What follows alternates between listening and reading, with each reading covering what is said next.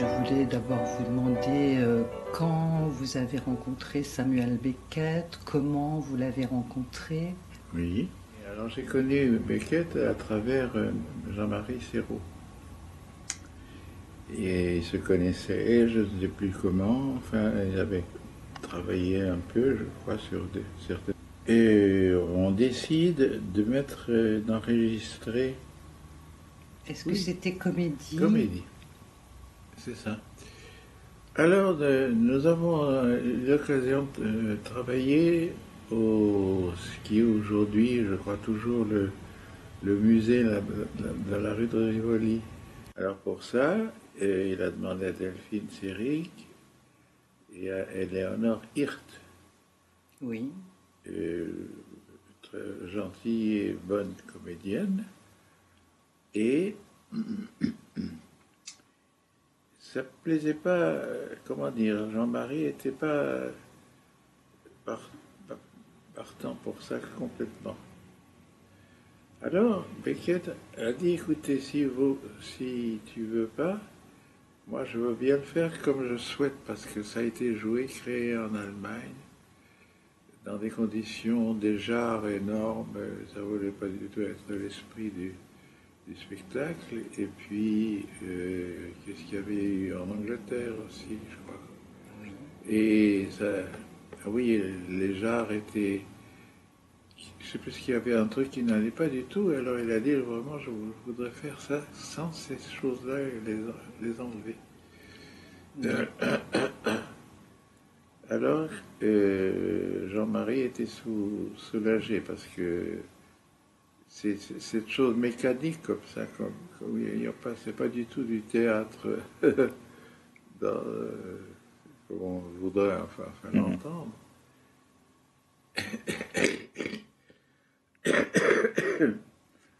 Et donc le principe, c'est donc une vitesse de, de,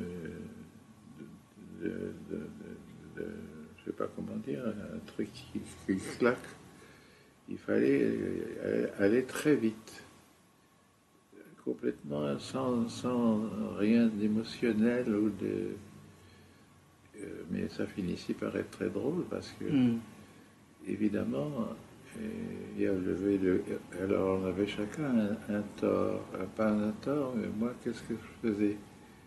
Je sais que Delphine avait le hockey, et puis elle riait d'un rire, et je crois qu'Éléonore avait une espèce de rire sardonique comme ça, Oui. un peu folle.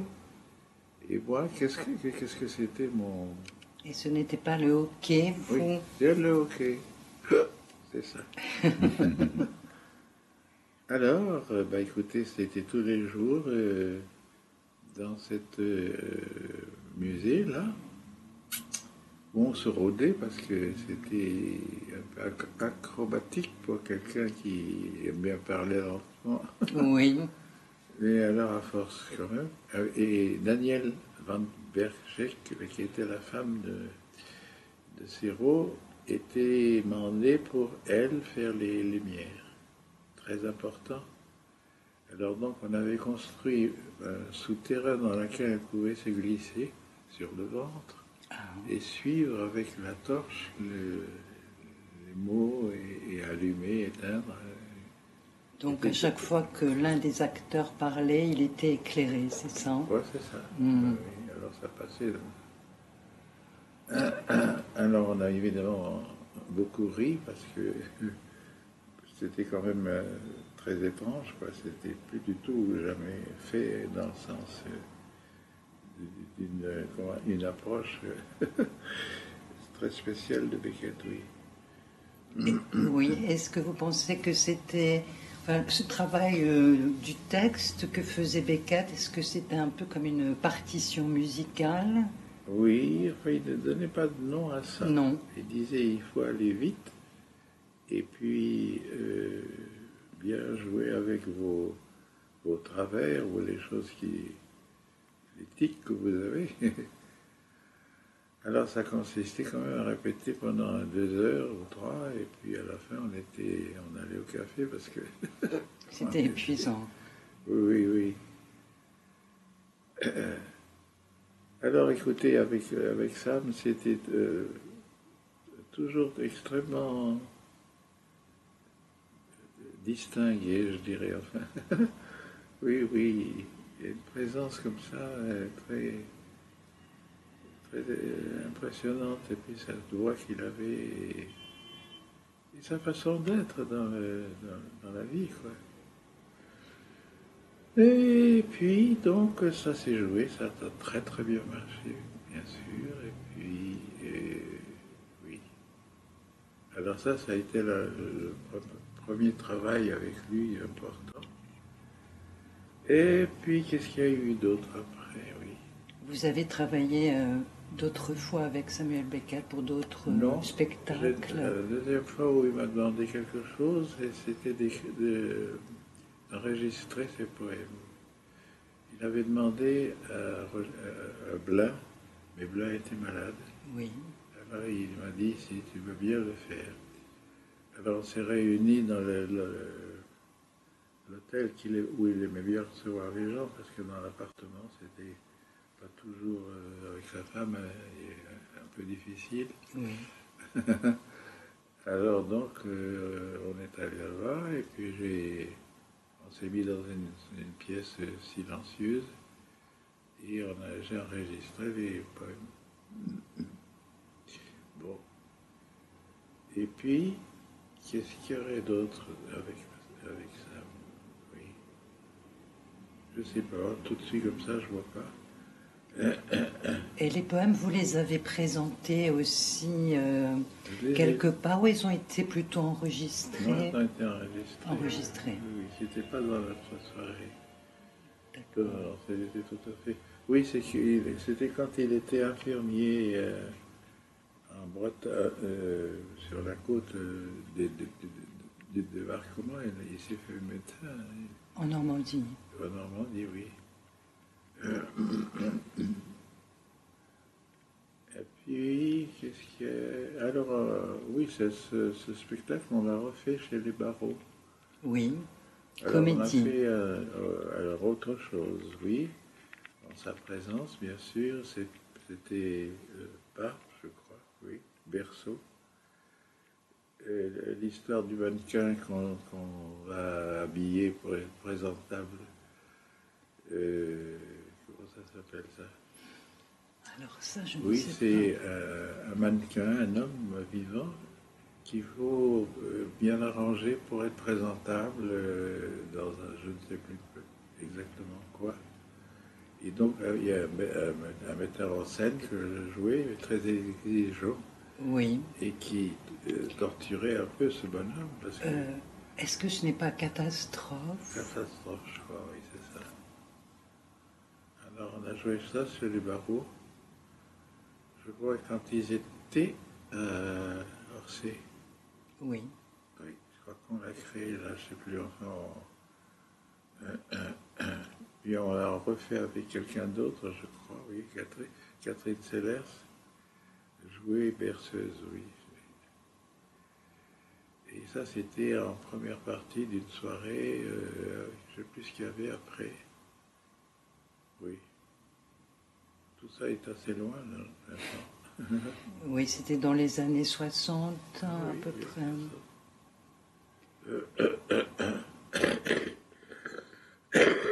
Ce qu'on savait de lui, c'était bon, cet homme qui avait irlandais, qui a été nommé professeur de français ou d'anglais, je ne sais plus, ici à Paris. Il est donc venu et puis il a écrit Molloy, en fait, tout ça, et elle a présenté tous ses textes et toujours on disait non, c'est pas notre intérêt. Il n'y a que l'un d'eux. Celle qui a dit, ouais, ce type, il a quelque chose. Ouais. Oui. Et il n'a pas regretté d'avoir insisté pour elle. Et oui. Oui, parce qu'il a qu'après, publié quand après ça toutes montait les en œuvres. machin avec le prix Nobel, tout ça. Cette vie difficile avec sa femme, comment elle s'appelait Je La crois que son pianiste, prénom la pianiste, c'était oui. Suzanne, peut-être. Oui, Suzanne. Suzanne. Alors il y a des moments de difficulté conjugale et des disputes. Hein. Alors, de son appartement, là, il y avait une fenêtre qui donnait sur la prison, sur la cour de la prison, où il parlait presque par signe avec les prisonniers Oui. qui avaient par la fenêtre. Ah oui, oui, il aimait beaucoup ça. Alors, une dispute un jour qui a fini par elle disant ah, bah, va-t'en, je ne veux plus te voir. Alors il est parti et il s'est installé dans ce. Vous connaissez tout ça, je pense. Il s'est installé dans cette maison de retraite Oui. pour gens âgés, dans un petit appartement. Et voilà, et là, il recevait les amis, etc. Et qu'est-ce qu'il y avait de quelque chose de remarquable dans son comportement? Oui, il a dit, je vais avec... parce qu'on lui a... Oui, elle est partie, ou elle est morte, je ne sais plus. Oui. Et alors on lui a dit, tu vas retourner. Et il Chez a dit toi. non, maintenant je reste avec les miens. Et donc, après le travail que vous avez fait avec Beckett, vous avez continué à le voir, à le rencontrer. Vous Oui, aviez on une ne se relation voyait pas amicale. tellement en tant qu'amis comme ça. Enfin, Non. il y a eu quelques dîners oui, qu'on avait fait, mais avec sa femme encore. Oui. Et ce travail avec Beckett, bon, cette façon particulière qu'il avait de travailler le texte, est-ce que ça a eu une influence sur ce que vous, plus tard, vous avez fait au théâtre? Est-ce que cette manière de dire ou de travailler le texte, ça vous... Oh Oui, non. vous Non, l'avez ça gardé dans c'était d'autres spectacles. le principal moteur de l'histoire, c'était la vitesse. C'était la vitesse. Ah bah oui, il fallait que monotone, absolument à plat, on jouait aucun sentiment ni. Oui, Euh, euh, oui, c'était acrobatique. oui, Oui, je crois que cet homme. Oh, il a bu beaucoup. Il y a une époque là, au début, avec Ionesco, ils allaient à Montparnasse ensemble déjeuner. Et puis un jour, j'étais avec Ionesco et puis il me dit tiens, voilà ça, voilà Beckett qui vient, tu vas voir, il va pas me dire bonjour. Alors c'est pas vrai, Beckett s'avance. Oh, quel était le prénom de Eugène. Eugène, oui. Eugène? Bonsoir Eugène, alors comment tu vas, etc. Alors après il était content parce qu'il avait peur de ne pas être reconnu. Je le connais pas. Et il avait une élégance comme ça, une espèce de présence, je sais pas. On se sentait en sécurité, comment dire, dans quelque chose qui vraiment venait de lui et qui concernait les profondeurs qu'il avait et la comédie humaine et tout, et tout, et tout. Alors, il n'y a pas de chose à dire, c'est comme ça. Nous, on avait un exercice acrobatique, verbal, c'était tout, il ne fallait pas chercher autre chose. Oui. Et, est-ce que vous voudriez, Michael, nous lire un petit passage de Soubresaut? Oui. Assis une nuit à sa table, la tête sur les mains, il se vit se lever et partir. Une nuit où un pour, car éteinte sa lumière à lui, il ne restait pas pour autant dans le noir. Il lui venait alors de l'unique haute fenêtre un semblant de lumière. Sous celle-là encore le tabouret sur lequel, jusqu'à ne plus pouvoir ou le vouloir, il montait voir le ciel. S'il ne se penchait pas au dehors pour voir comment c'était en dessous, c'était peut-être parce que la fenêtre n'était pas faite pour s'ouvrir ou qu'il ne pouvait pas ou ne voulait pas l'ouvrir. Peut-être qu'il ne savait que trop bien comment c'était en dessous et ne désirait plus le voir. Si bien qu'il se tenait tout simplement là, au-dessus de la terre, lointaine, à voir à travers la vitre ennuagée le ciel sans nuages. Faible lumière, faible lumière inchangeante, sans exemple dans son souvenir des jours et des nuits, d'antan où la nuit venait piler, élever le jour et le jour la nuit.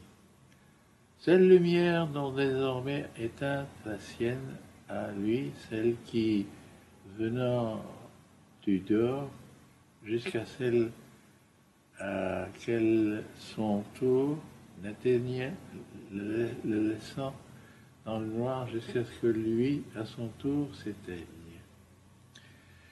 Une nuit donc, où un jour, assis à sa table, la tête sur les mains, il se vit se lever et partir. D'abord, se lever sans plus accroché à la table, puis se rasseoir, puis se lever à nouveau, accroché à la table à nouveau, puis partir, commencer à partir, pied invisible, commencer à partir, à pas si lent que seul en faisant foi le changement de place, comme lorsqu'il disparaissait, le temps d'apparaître plus tard à nouveau à une nouvelle place, puis disparaissait à nouveau, le temps d'apparaître. Merci voilà. Beaucoup.